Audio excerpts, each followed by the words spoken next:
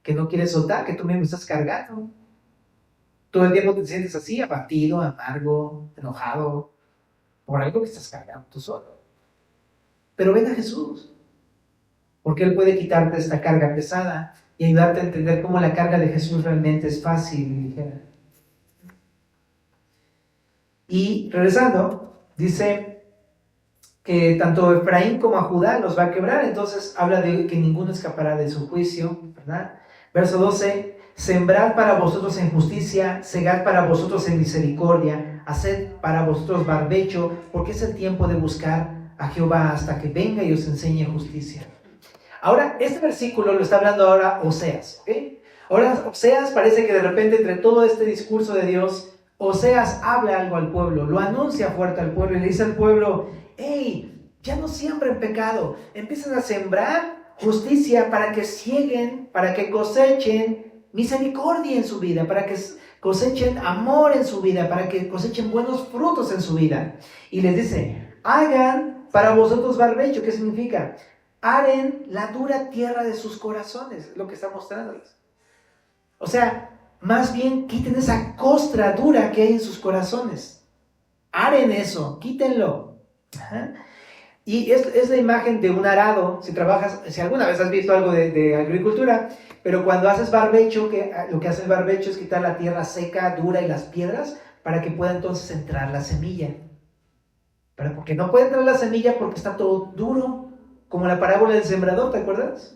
Los que son junto al camino, viene la semilla, cae en la tierra, pero pues como es una tierra tan compacta y dura, no entra. Llegan las aves, se la comen y no hubo nada. Pero cuando tú barbechas la tierra, entra la semilla y entonces puede ser cultivada y da una cosecha.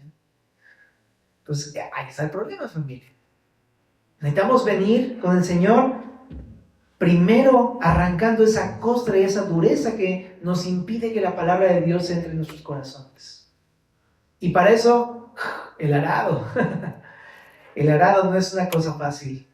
Cuando Dios ara tu corazón, cuando Dios ara mi corazón, pues ¿cómo crees que, o sea, nada más ves la tierra cómo hace y se mueve todo? Si fuera uno como la tierra, estaría uno, ¡ah! ¿No? Duele, ¿no? Pero es que, no, ahí no.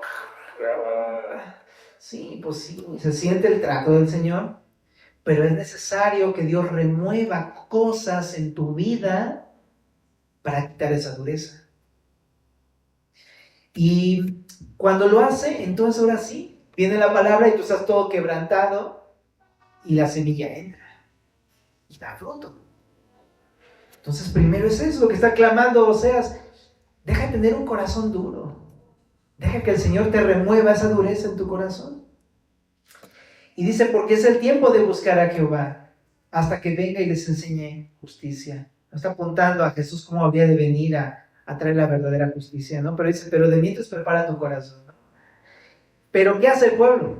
Verso 13, dice otra vez Dios continúa su discurso. Habéis arado impiedad y segasteis iniquidad. Comeréis fruto de mentira porque confiaste en tu camino y en la multitud de tus valientes. ¿Qué está diciendo? En vez de venir a Dios para que quite su duro corazón, siembre la palabra, hay un fruto diferente. ¿Qué está haciendo el pueblo? Está cosechando impiedad. Está sembrando impiedad y está cosechando iniquidad. O sea, puro pecado y está cosechando consecuencias. Y dice, vas a comer el fruto de tus mentiras, porque confiaste en tu camino. ¿A qué está hablando? Pues en Israel está hablando acerca de que en vez de que en la invasión a Siria, en vez de venir a Dios, lo que hicieron es aliarse con Asiria. Confiaron en sus propios caminos. Pero habla acerca de que tú y yo, en vez de venir a Dios, más bien tratamos de resolver el problema con nuestros propios recursos y herramientas. En vez de venir a Dios, simplemente decirle, estoy roto, quebrantado, no puedo. ¿Me ayudas? No, yo lo voy a resolver. Le voy a echar ganitas ahora sí. Ahí es donde todos fallamos muchas veces, ¿no? Y dice, y en la multitud de tus valientes, en tus recursos, en tus fuerzas. Verso 14, por tanto, en tus pueblos se levantará alboroto y todas tus fortalezas serán destruidas, como destruyó Salmán a Bet Arbel en el día de la batalla, cuando la madre fue destrozada con los hijos. Así hará a vosotros Betel, por causa de vuestra gran maldad, a la mañana será del todo cortado el rey de Israel. Lo único que se termina diciendo es que va a haber un juicio. Nadie sabe a qué se refiere con Salmat y Bet Arbel, probablemente uno de sus enemigos, pero no se describe en otro pasaje, es el único en el que se describe. Pero habla de un juicio. Y lo que está diciendo es, va a haber un juicio, o sea, simplemente, ¿no? Pero bueno, terminemos, familia. Entonces, simplemente para que nos vayamos a casita no tan amargos como el ajenjo, lo que tengo que venir es al Señor. Ven al Señor, ponte a cuentas con el Señor. No es tan difícil venir al Señor. Simplemente dobla tus rodillas, ¿no? Ponte a cuentas con el Señor. Entrégale tu pecado. Eso es lo que quiere el Señor. Que vengas a Él y no trates de resolver las cosas. Ven al Señor. Él te va a ayudar. Él te va a remover la tierra dura en tu corazón. Él va a sembrar la semilla. Él va a hacer la obra. Tú solamente ven al Señor. Oramos. Señor Jesús, gracias por tu palabra. Juntos venimos a pedirte que nos ayudes a remover estas cosas que están ahí arraigadas y que no se quitan en nuestras vidas. Te pedimos que tú remuevas este corazón duro, que tú vengas a volver otra vez a sembrar tu palabra, a dar fruto, Señor. Y aquí estamos, Señor. No venimos solamente a reunirnos entre nosotros y a ver qué pasa, venimos a buscarte. Estamos delante de tu presencia y te pedimos, Señor, que tú te manifiestas a nuestras vidas una vez más, porque tú eres bueno y compasivo, Señor. En el nombre de Jesús.